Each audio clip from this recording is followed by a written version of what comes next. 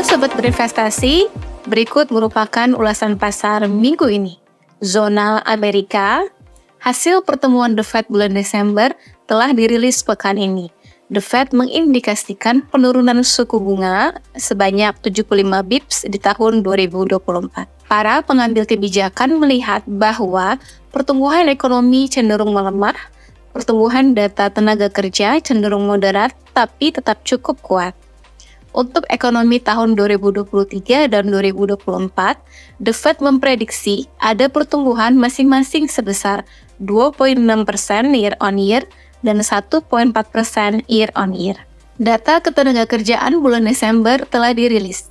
Non-farm payroll bertambah 216.000 lebih tinggi dibandingkan penambahan bulan November sebesar 173.000. Sedangkan tingkat pengangguran tetap berada di level 3,7%. Pekan ini akan dirilis data inflasi bulan Desember diprediksi tumbuh 3,2% year on year atau 0,2% month on month, sedikit meningkat dibandingkan pertumbuhan inflasi bulan November yang tumbuh 3,1% year on year atau 0,1% month on month.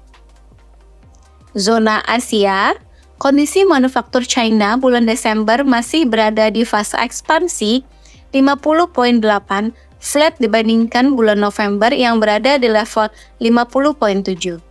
Zona Indonesia, kondisi manufaktur bulan Desember masih berada di fase ekspansi di level 52,2, membaik dibandingkan kondisi November yang berada di level 51,7. Inflasi bulan Desember cenderung terkendali, hanya tumbuh 2,61% year on year atau 0,42% month on month versus 2,86% year on year atau 0,38% month on month bulan November. Tingkat kepercayaan konsumen bulan Desember akan dirilis pekan ini. Diprediksi masih berada di fase optimis di level 124 versus 123,6 bulan November. Data penjualan retail bulan November akan dirilis pekan ini, diprediksi tumbuh 3,5% year on year versus 2,4% year on year bulan Oktober. Kita masuk ke market view. IHSG selama sepekan ditutup menguat 1,07% week on week di level 7.350,619. Pekan ini dari global khususnya Amerika Serikat akan dirilis data inflasi bulan Desember yang diprediksi akan sedikit mengalami peningkatan dibandingkan pertumbuhan inflasi bulan November. Hal ini mungkin akan sedikit memberikan tekanan terhadap IHSG di pekan ini. Tetapi data domestik yang akan dirilis pekan ini seperti tingkat kepercayaan konsumen di bulan Desember, serta data penjualan retail di bulan November diharapkan dapat meminimalisir sentimen negatif dari global. Asing mencatatkan pembelian bersih sebesar 2,35 triliun rupiah selama sepekan, atau inflow sebesar 1,47 triliun rupiah secara year to date.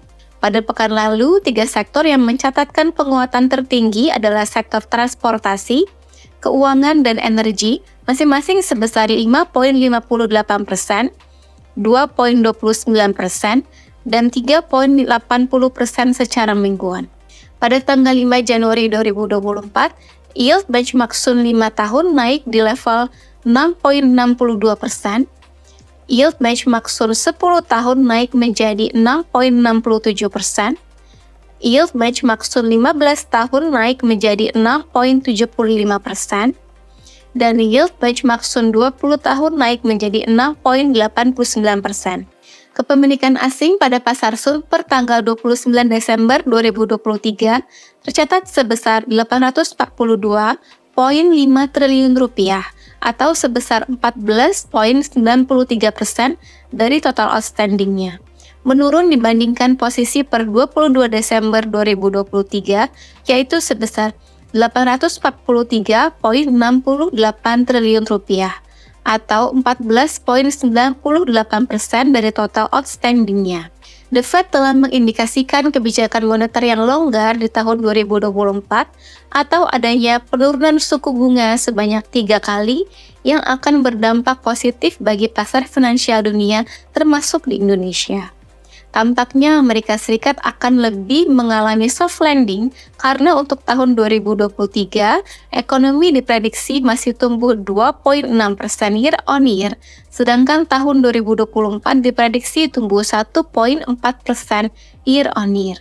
Bank Indonesia juga diprediksi akan mengimplementasikan kebijakan moneter yang longgar di tahun 2024 yang akan berdampak positif bagi pertumbuhan ekonomi Indonesia. Pasar obligasi akan bereaksi positif terlebih dahulu akibat perbaikan kondisi makroekonomi yang akan diikuti positifnya kinerja di IHSG. Sobat berinvestasi, tetaplah berinvestasi.